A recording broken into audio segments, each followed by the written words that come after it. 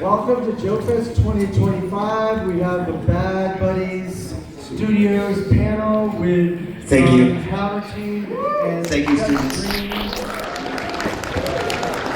I hope everybody did their homework. See. Pop quiz. Sports fans. How many people does it take to alert the fire marshal? He might. How close to be over here? Do you want me to mess with the computer? Do you know how to work this computer? Are you sure? Hold on a second. We have 3 mics? What's for me? Now listen, I think there's one up on that table. No, cross the street. All right, here we go. If we cross these though, this is already going to be Okay, Seth, how we doing? AV problems. I feel like We got a space in the middle I feel here. like these chairs are shorter than everybody's perspective, so. Oh, hi. What's up, gang? Welcome to JoeFest. Woo! All right, this is a pretty good looking group. You were I wrong. think I'm gonna spend a bit of time just like. Not drunk enough. So who's here for the first time? Cherry. Who's here for the second or third time? There we are, guys. Good to see you again. My name is Seth Green. This is John Harvatine the fourth. Hello. We are co-owners of animation and production studio in Los Angeles called Stoopid Buddy Stoodios. We make things like Robot Chicken and Crossing Swords. We made Titan Maximum and Supermansion and MODOK. A bunch of fun stuff. We have come here because Harv and I both love G.I. Joe. And we also love O-ring format and 4-inch and under action figures. Yeah, this is our favorite destination on here. We look forward to this. We circle the calendar, and it's a really big deal for us. So we're so excited to be here. Harv is terribly shy and admittedly socially awkward. But Seth is also not shy. We're a little bit opposite. Buddy, I'm the extrovert. But the things you should know about Harv is he is an incredible toy photographer. He actually has a photo in the contest downstairs based on a not so secret project that we have all been working on for a minute. You probably know, Matt, aren't you supposed to be on this panel? Yeah, here it comes.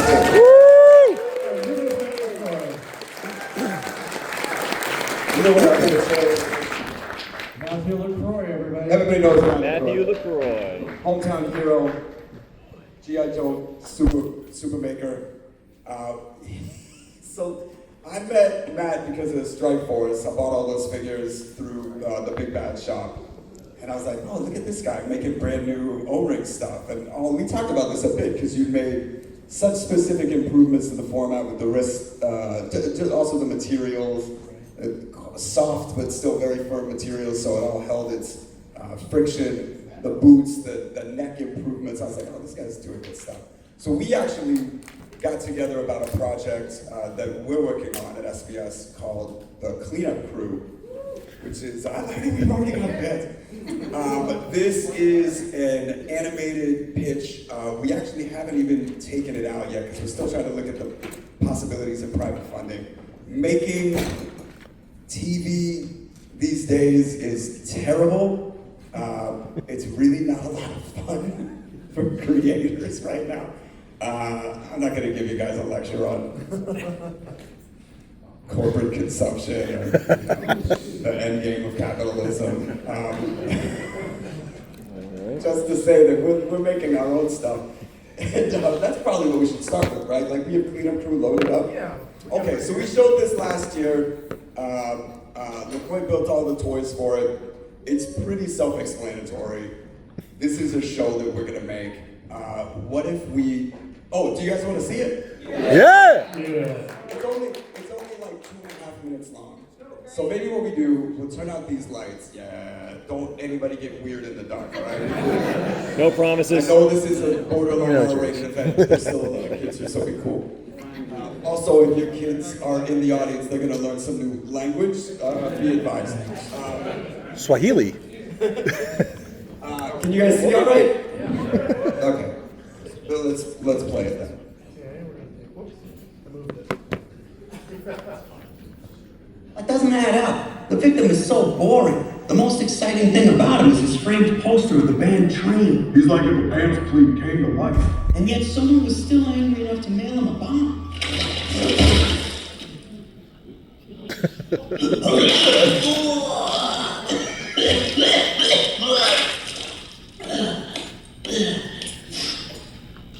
So, you hungry?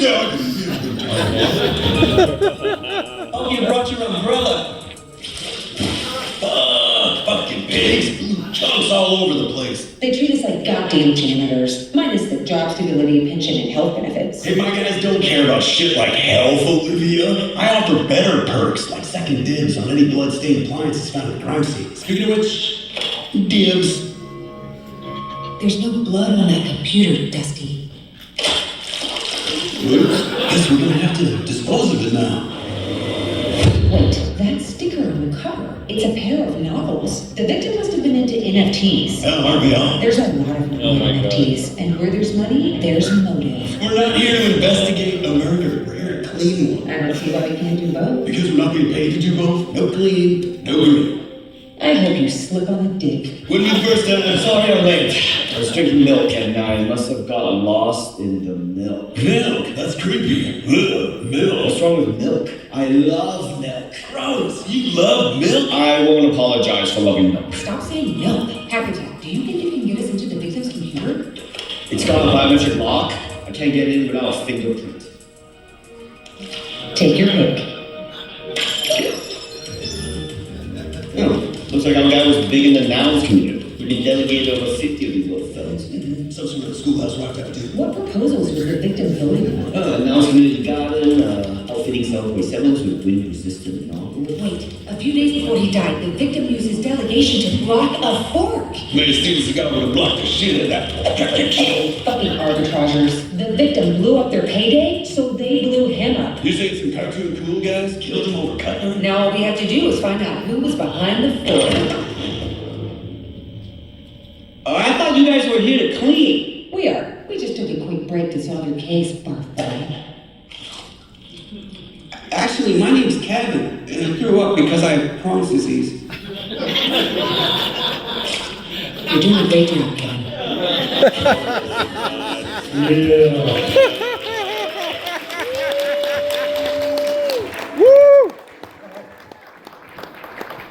Bring those lights back up. Working on it. Yeah. It's harder than we thought. 2 different switches. It's 2 different Blew colors. a fuse. Somebody's plugged in the wall. So that's Clean-up Crue, and that's I don't know, guys. Like I said, it's getting less and less interesting to make things for conventional television. So we may even put this on YouTube. We'll see how that goes. But it's I don't know. We like the idea making a show like Robot Chicken. We just like the way certain things look on camera, and the idea of doing a show that's all this format of puppet without anybody on the show ever really talking about it, I think is very funny. And then you can use all of the inherent limitations of the format for comedic purposes, whether or not the characters themselves are ever aware. I just thought that was fun. What do you have a easy time building those puppets for us? No. And I had to do multiples of each character, which was very tricky, you know, with the Hawaiian shirt look on Dusty and everything like that. So I would bounce back with Seth and be like, okay, I like Olivia, but make her eyes like sparkly emerald green. And I'm like, Brighter green. okay. Need to put that little glint in the top. Nah, this hair is a little straight. We need more clear to the shoulders. Can't help but notice this jacket, so you gotta have more movement around there. There's all that kind of stuff. How different is that from regular customers? Do you ever get that many notes on commissions? No. I mean, I've got some picky customers out there, but this was, I had to be on my A game the whole time. Well, there's the requirements, and then you see how close up you literally see everything. But we like a little bit of that. Harv and I will leave thumbprints on the faces of characters. Just because I don't know, you see it. Your eye when it sees a real photograph, it can tell the difference. We let some of those imperfections slide. Yeah. Do you want to talk about? Well, I'll tell you, but don't. Everybody's already recording it. Okay.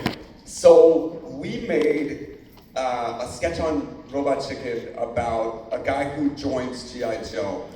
And it doesn't go well for him. I think we have that sketch, right? Right here. So what would probably work best is if we show this to you for context, and then we talk about what else was happening. Yeah, get these lights out. Let's get weird. Dr. Killshot. All right, here we go. Attention, Joes! I'd like to introduce you to our newest member, Calvin. Welcome to the team, Calvin. You can call me Gung-Ho. Actually, I've never really been too crazy about Calvin, so if we could get to the codename part sooner rather than later. Oh, will do. So what do we think, gang? Well, as you can see, I like to wear black, and, not to boast, but I was at the top of my sniper class at West Point, so maybe Deadeye, or have a kill shot. And you know what? I have a PhD, so it could be Dr. Killshot. Paging Dr. Killshot. Pow! Whoa!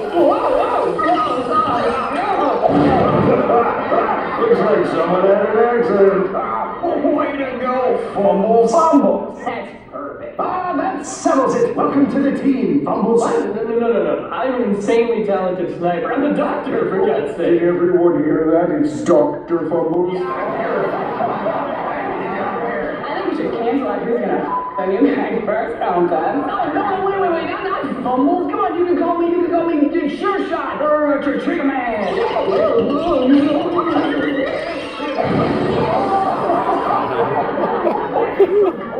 Fumbles there. Enough fun, Joes. Cobra's on the move. Fumbles, I want this mess cleaned up by the time we get back. No, I quit. Welcome to Cobra, Calvin. You need a code name, and my, those are some fancy trousers you're wearing. I shall call you Trouser Snake. I don't care anymore.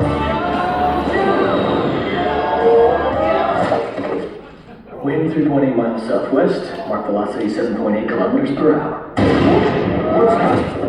My God, I don't even hear the shots. The long rollers, holy, get behind it, Daddy!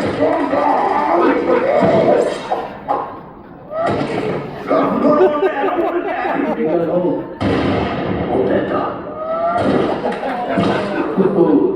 Fumble.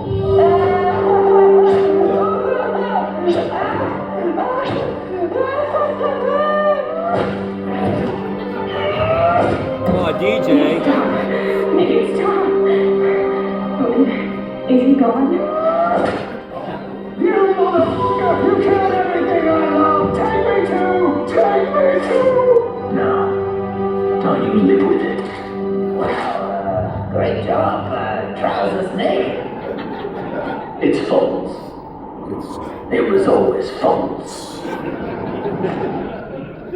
That was a good sketch. That takes me back.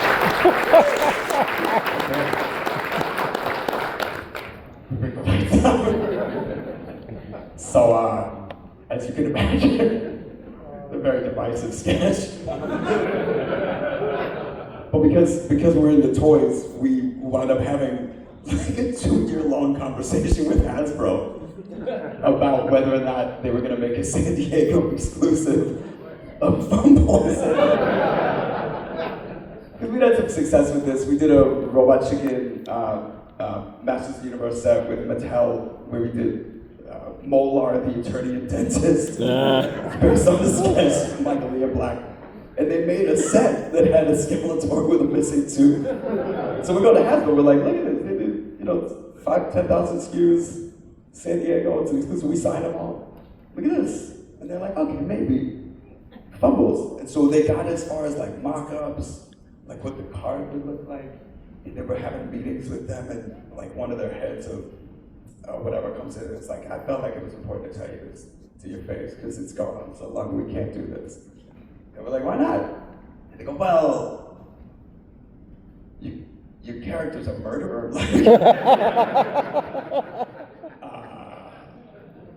Like arguably a serial killer, and assassin. we just really feel like the 5,000 or 10,000 SKUs, that limited goodwill amongst your super core fans who just couldn't justify the inevitable forever of protests we endure by having manufactured this assassin as a children's toy. I was like, I get that. That tracks. So then LeCroy was like, well, what if we just didn't tell him? I was like, well, you'd have to make less than 100, and we wouldn't be able to talk about it until after it's over. And then we could be like, oh, look at this bootleg, wasn't that cool? And they might even send you a cease and desist, but you're like, I did. It's over. I did. Desisted. It's done. Sorry. Those are already sold. I don't have to go get them back, right? No, it was cool. So there exist about 40 of these things that Matt made. They're really awesome. Do we have one? Yeah. Here they are. So this is what you get from being overachievers. Overachievers, right? I thought we were gonna get an action figure. LeCroy calls me all through the year and he's like, I built him a glider.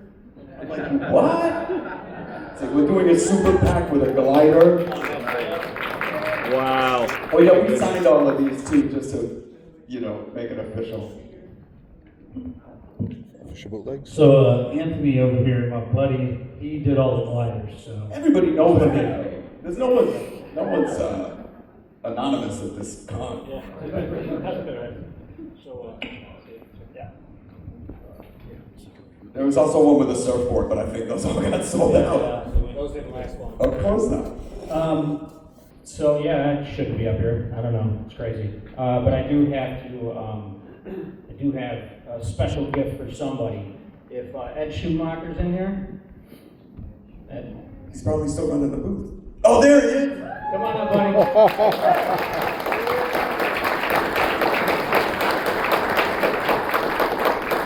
So Ed, you got the only one that we made that LeCroy made in the color orange here. Oh, that's the exclusive. Woo! Thank you from, and obviously a big round of applause for Ed. None of this happens without Ed. Woo!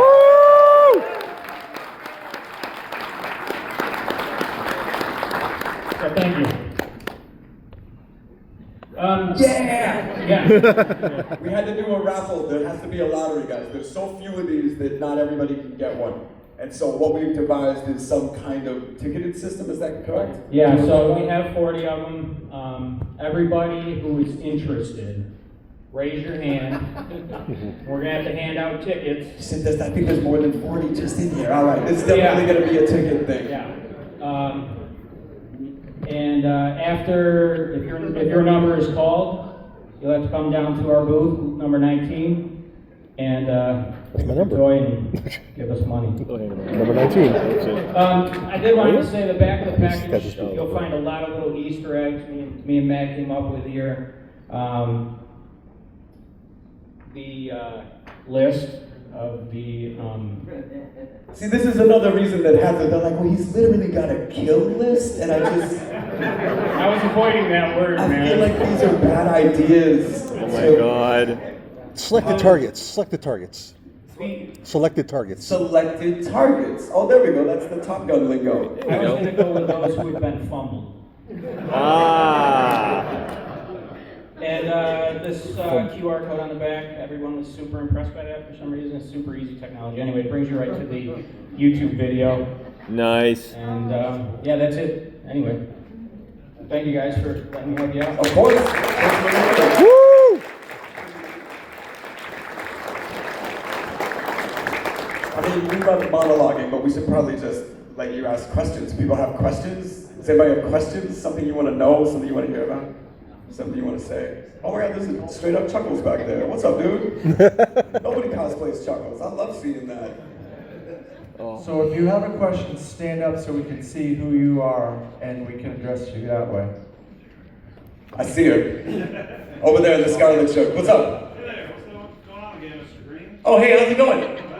Well, What's your name? I'm Cody. Cody. We took a picture together last year because of the shirts. I ordered them. Oh, fantastic. That sounds like me. So, everybody likes to talk about their projects. What's your favorite Clean-up Crue character? Well, I love Dusty, obviously. Super interested in him. It's very funny. What we've determined is there's things he's really good at, And then he's got the biggest blind spots of any action hero you've ever met. But we have a whole menagerie of people. The Clean-up Crue is gonna be sort of like Mask, where you got Matt Tracker at the top of it, and then whatever the assignment is, he's like, all right, I'm gonna need Bruce Sato on this one, you know? It's gonna be like that. So the Clean-up Crue is Dusty and Olivia, and then whoever else they bring in, there's all these different specialists, of course. This week, right? Yeah, there's quite a bit of people that can't get other jobs that Dusty's like, I'll throw you a couple of bits, I'll throw you some dollars. You can run bust down that wall. You can run through concrete, right? That's worth $25. Thank you. There's another, that fellow. My Instagram name is unveiled, and I like to do stop motion animation. I was wondering if you shot your figures if you scaled them up to make it easier to do stop motion. No. No, part of the, but that definitely is like an option, making bigger puppets just so you can get better photography on it. But sometimes we really challenge the miniature team that we have to make stuff that's photographable that way. The main reason behind it is because you can make your sets infinitely smaller. And when you only have so much warehouse space to set up as many tabletops as you can, sometimes the scale of your set, you're backed into a corner.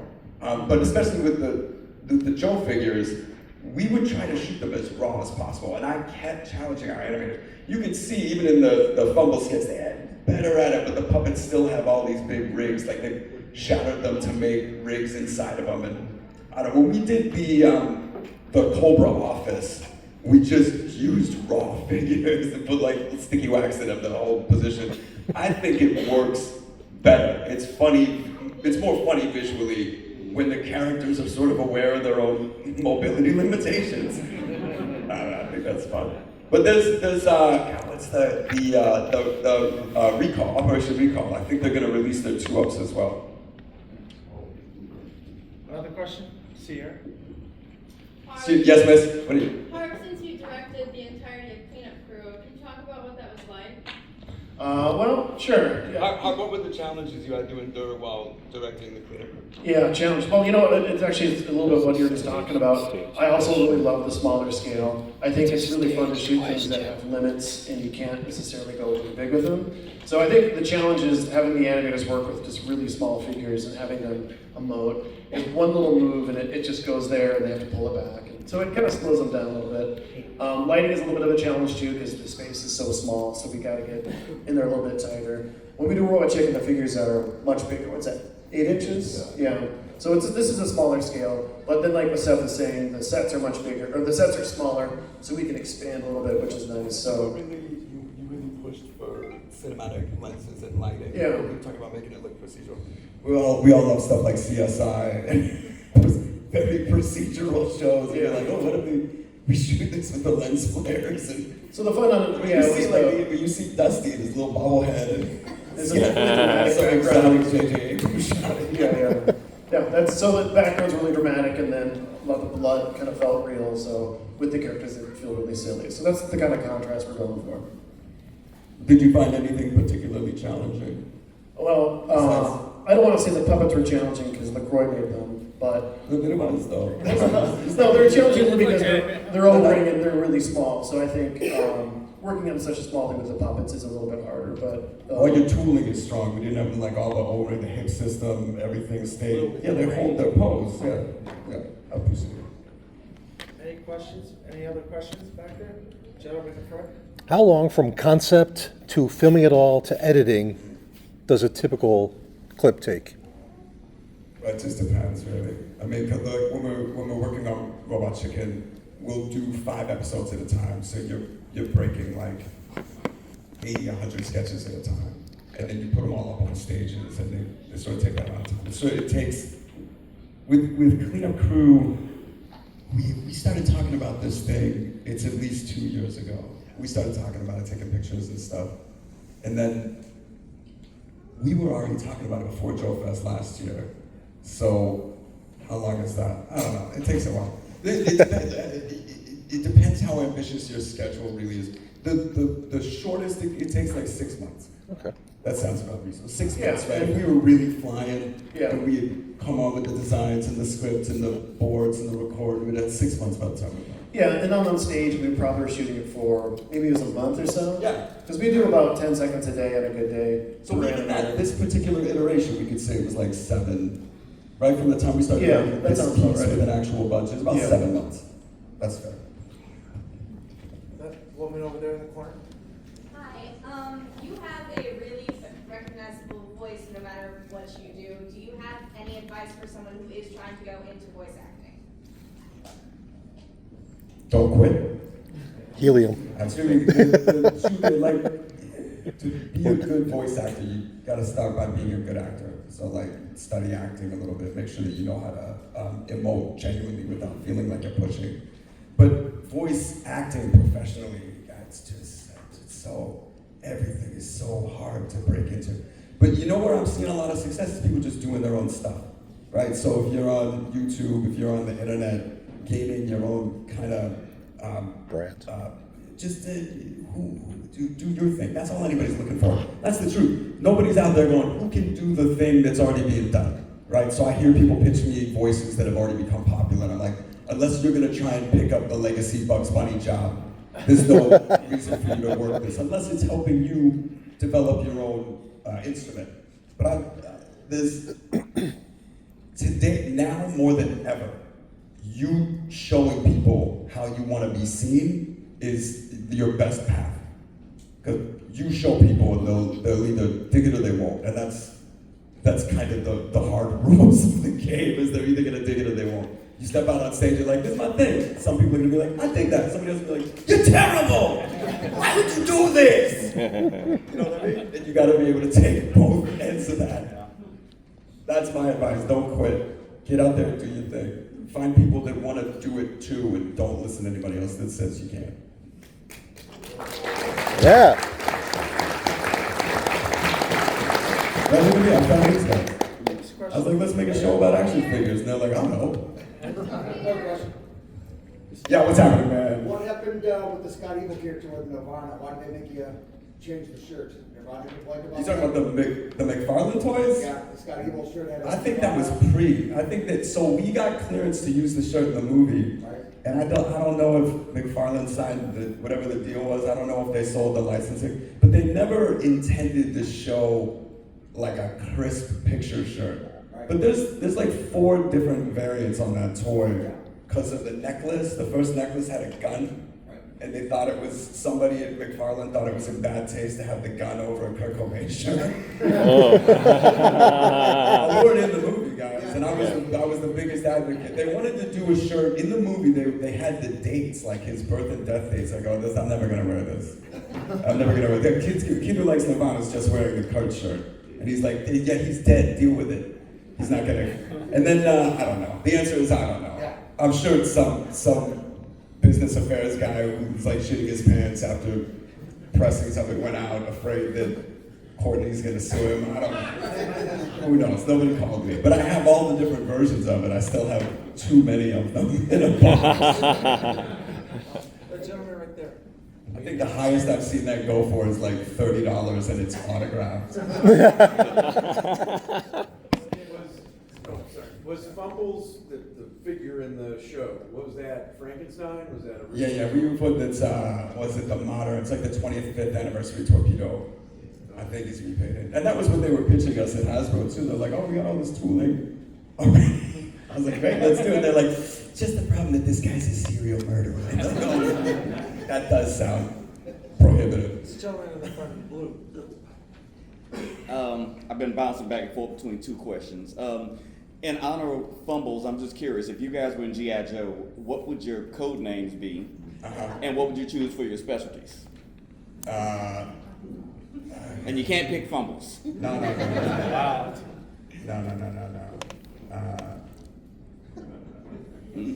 The name is Small Fry. I've got a bunch of electrical charge and flame weapons. So he's a cook. So I'm right.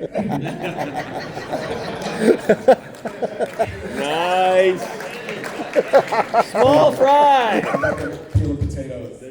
I'll give you the crispiest sides you've ever had.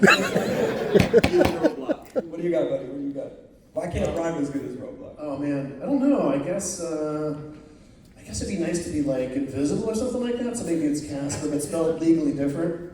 It's like your code name is Casper, but somehow you've got the mythical ability to become invisible. Get a sheet on or something, you just disappear, you fly around, like swing around, the military blanket. Invisibility cloak. And there's a smell to it, so it's not like you're getting everybody less a pea smell.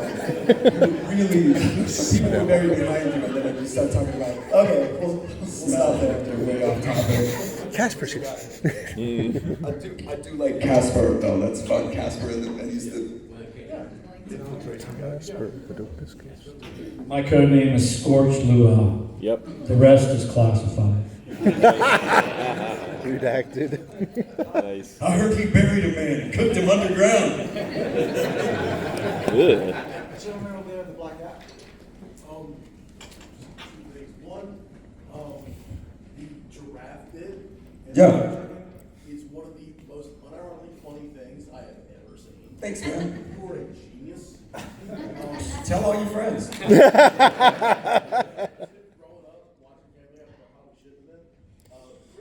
How old are you now? 18. Chris Griffin is what I thought the epitome of a teenager should be. Sure. And so I kind of based my life around that.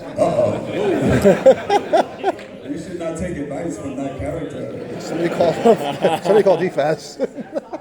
What? I figured out it was mostly satire. Right. When you're 18, that's when you start discovering that stuff. It's an honor to meet you, and I love what you do. Thanks, buddy. Don't listen to anything that I ever said. Woo! Don't emulate anything I ever did. My goodness. Keep your girlfriend, your sister wants you to know that that's not the safest linear pursuit. Uh-oh, she stole your hat. Which one's older, which one's younger? She turned 21. Turned 21. Okay, so we've been rotting your brain for longer. You got some catching up to do, homie. Wait, you said you had two questions, that you were back and forth between two questions. Oh, yeah. What was the second question? The second question was there ever a bit that you all pitched for Robot Chicken where standards and practices said, no, this is just too much? Probably can't. I mean, you got an assassin serial killer. It was never like, oh, this is too much. The only time that, and it was never SMP, it was always Lasso. You'd be like, this isn't funny. Oh, yeah. It's not funny. And we're like, yeah, all right, you're right.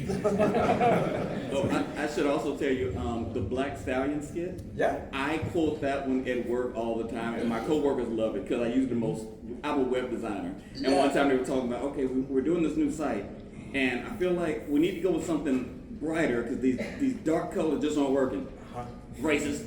What do you mean these dark colors ain't working? Exactly. Yes, I do it all the time. That's my old buddy Eugene. Yeah. Eugene Bird did that voice the best kid. I'm gonna go way back there. Gentleman in the teal shirt. Don't let anybody miscolor you. I put that on aqua. So he's a colorist. Good, how you doing? All right. Detours. Are we going to see any more detours? See detours at all? Nah. Okay. That's a short answer. I mean, this is probably the truth. So, what even year was that? 2009. So, 2009, my partner Matt Senrush and I had spent about 4 years developing a half-hour animated comedy series based in the Star Wars universe with George Lucas around the same time that the Clone Wars cartoon was finishing up. And the plan was, but you just have to understand, George Lucas, everything that you've ever seen from Star Wars, George Lucas paid for. So like at some point, yeah, he got to keep all the money that they made, but he paid for it. So at some point, he's like, all right, what is that? It's 5, 16, there's $40 million. Let's do this. And so that's what he did until he sold the company to Disney for $4 billion. Yeah, he did. And was also able to participate in all of their rapidly growing and accumulating stock profile. Because Disney it became Disney stock. Disney purchased everything, Marvel, Fox, studios included. So George is very smart, made a ton of money in his life. But he wanted to do something funny. He was like, they hadn't made this decision to sell the studio, they hadn't made the decision to make new movies. He was like, let's just do this. And so we did. And then we didn't sell it to anybody. We were talking about, oh, maybe it goes to Fox, maybe it's Cartoon Network. And then he was like, I'm gonna sell this company. Let's just make more movies. So that's the answer. Everything that we really did, sort of the same with the Underworld project. They developed an hour-long show. They wrote 62 scripts for it. They didn't have episodes produced like we do. We had 39 broadcast finished episodes. There's like 60-some animatics. There was a couple of episodes that were pretty far along that just never get finished. And that's kind of what it is. All of the creative got folded into a lot of what's become the Lego Star Wars. So like, and you sort of understand it, right? The conversation I was lucky enough to have with Kathleen Kennedy, she was the steward of the brand moving into the Disney purchase. And we were talking about what you do in the interim before there's new Star Wars, right? So this is the period of time, 3 full years before Force Awakens is gonna come out. And she's like, you know, we could put out this deconstructive animated series which showcases all of these characters in this novel light through a parodic lens. Or we can let kids be introduced to the specter of Darth Vader in 3 years, looming as large as the fall of Stalin, right? And it's hard to think about Darth Vader being Hitler when you got him anticing on roller skates in a Life Day sweater. So, you get it. You get it. It's kind of just where it went. And I doubt it. I really doubt that it'll get released. Just because it feels out of place. Like, everything that we did was all meant, it's all designed to be perennial. But a lot of the jokes that we made then have been made now in other shapes. Like because the timeline where the show takes place, we had Leia as like a 13-year-old, and she's a nightmare. She's famous, she's got so much money, she's constantly making Bail Organa suffer for it. Isn't that, you're not my real dad.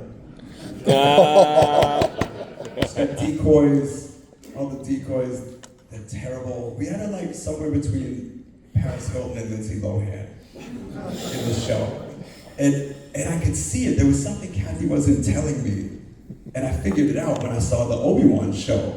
I'm like, oh, you got 13-year-old Leia in here, and if we had spent the last 3 years with her being like, this Obi-Wan guy is kind of a creep. It wouldn't have worked as well. So I think that's really it. I just think it's, and also there's almost too much pressure on it, right? Because this is the last TV that George is personally responsible for creating. And I just think there's too much pressure on the release of it for them to want to have that be the thing.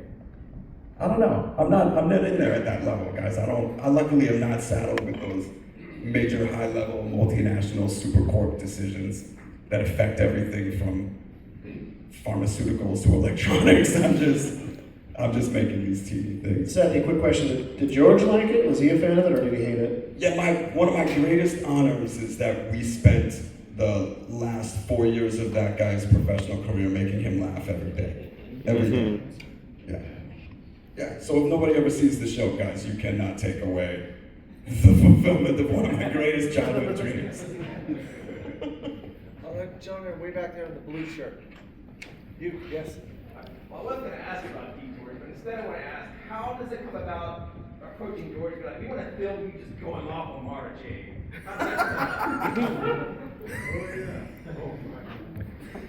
This is the great. So you might not.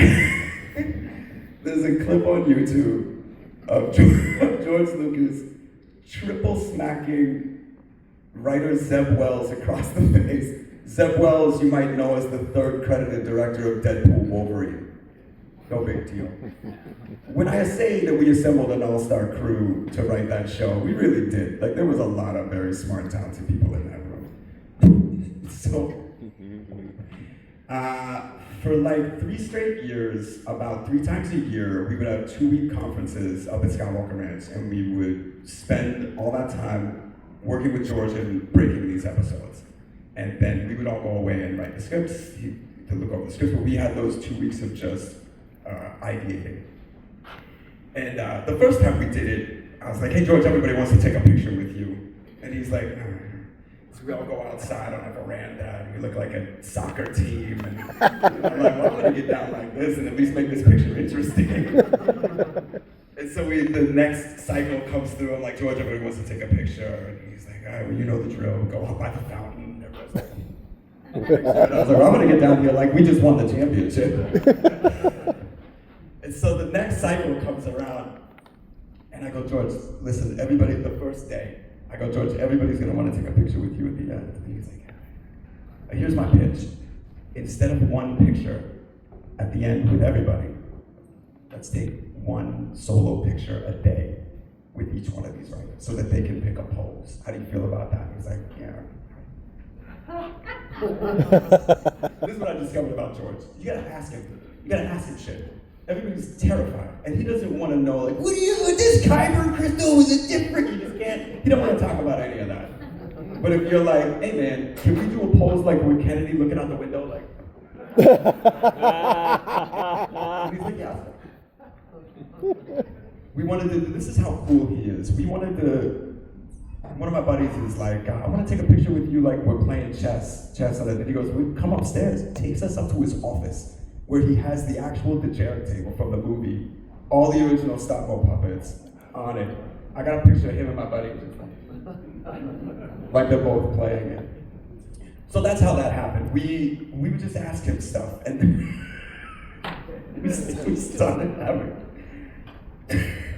we started having a conversation about like, who's in the show? Who's in the show? Who do we put in the show? Like, which point in the timeline is this? Who's in the show? We're like, well, you know, Luke's got that girlfriend. And George was like, dude, Luke Skywalker doesn't have a girlfriend. We're like, no, the EU, the whole Mara Jade thing. He goes, no, that's not real.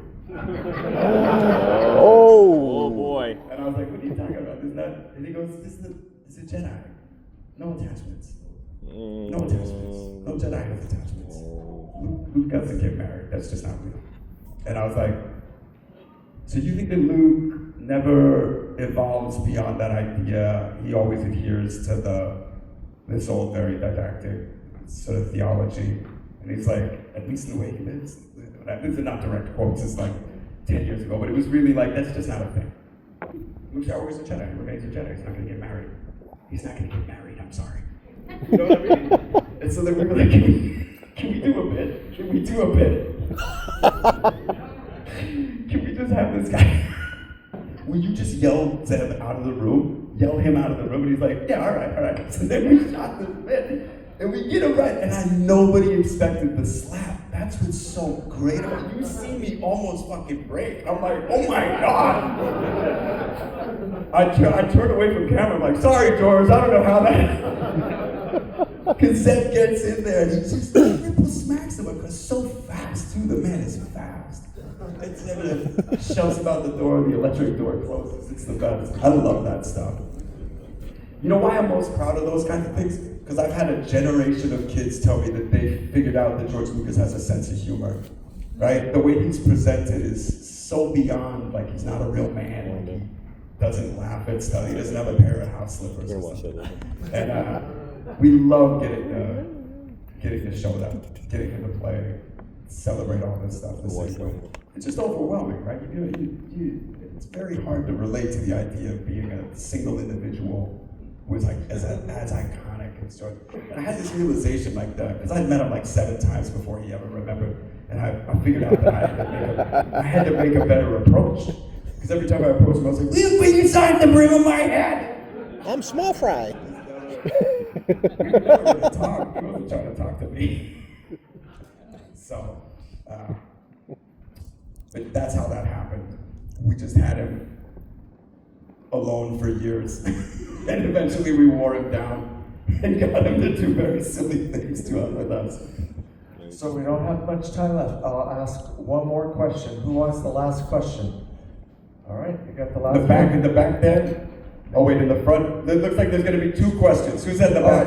What do you got? 2 young ladies back there, go ahead. Hope so. Hope so. It's one of the proudest things I've ever done. I've loved that character my entire life. Never even fantasized that I'd get to play it. It's the best. I love it. Yeah, love you too, sweetheart. Get home, do your homework or whatever. So I think that's going to be it for... Oh, wait, I fucked this guy out of his question. I'm sorry. I was going to ask, was there any role that you were offered, you turned down, and you later regretted? Regretted? No. No, I turned down all kinds of stuff, man. You gotta make your own career. Look, I remember you since my stepmother's an alien, so I've been following your career for a while. My stepmother's an alien. I auditioned for that. This is the truth. How few things I get offered. That's the other thing. Don't expect an offer. Go in there and audition, because they don't know what you can do. They're like, I think you do this. You're like, fuck you, I do this. Right on, gang. What are we gonna do? We have a plan. We're gonna throw one of these gliders off the stairs. This guy's got something. What? No, he was pointing over. Oh, the gliders. Oh, the tickets. Did everybody get tickets? No, that's what we're waiting on. Let's do it. How do we do the tickets? We just stand here and he passes them out. So we're just vamping in Why the not? meantime? Oh, I see. This makes a plan. All right, we're gonna sneak out and get onto that platform. We can throw these gliders off of the thing. Thank you all for coming. Really appreciate the opportunity to gather. We'll see you next JoeFest, or we'll see you on the floor.